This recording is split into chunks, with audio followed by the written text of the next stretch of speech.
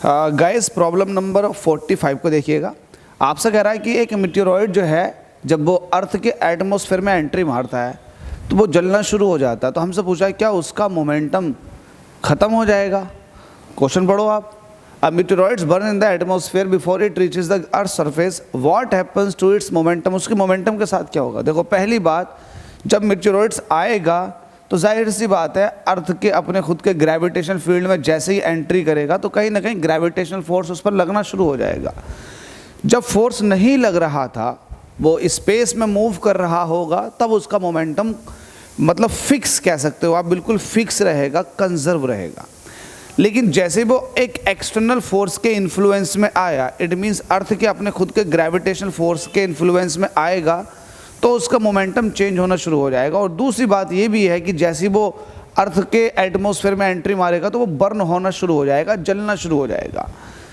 अब जब जलना शुरू हो जाएगा तो कहीं ना कहीं उसका मास कम होना शुरू हो जाएगा क्योंकि वो बर्न हो रहा है।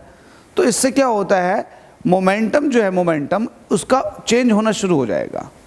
जैसे वो अर्थ के एटमॉस्फेयर में एंट्री मारा under the influence of the gravitational force, उसका मोमेंटम चेंज होना शुरू हो जाएगा। लेकिन ऐसा नहीं है कि वो जल गया तो उसका मोमेंटम ख़त्म हो गया, नहीं। अगर वो जल भी गया तब भी उसके पास उसका मोमेंटम कंजर्व रहता है।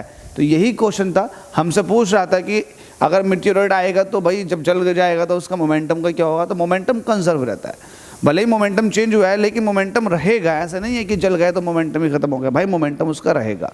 वो मोमेंटम का इफेक्ट ही तो होता है जब वो ज़मीन पर आकर गिरता है तो ज़मीन के अंदर गड्ढा कर देता है जहाँ आके गिरता है, तो ये मोमेंटम का इफेक्ट है। तो उम्मीद करता हूँ ये वाला क्वेश्चन भी समझ में आ गया होगा। देखो अगर आप वेरी शॉर्ट क्वेश्चन सारे के सारे कर लेते हो लॉज ऑफ मोशन के, तो आपको बहुत अच्छी क्लैरिटी आ जाएगी इस चैप्टर में। तो इसलिए हर चैप्टर के वेरी शॉर्ट क्वेश्चंस अगर मैंने डाल रखे हैं तो उनको देखने की कोशिश किया करो ताकि आपके कॉन्सेप्ट में और ज़्यादा क्लैरिटी आ जाए। Thank you so much guys. अगर आपको ये क्वेश्चन समझ में आ गया तो वीडियो को लाइक कर दें।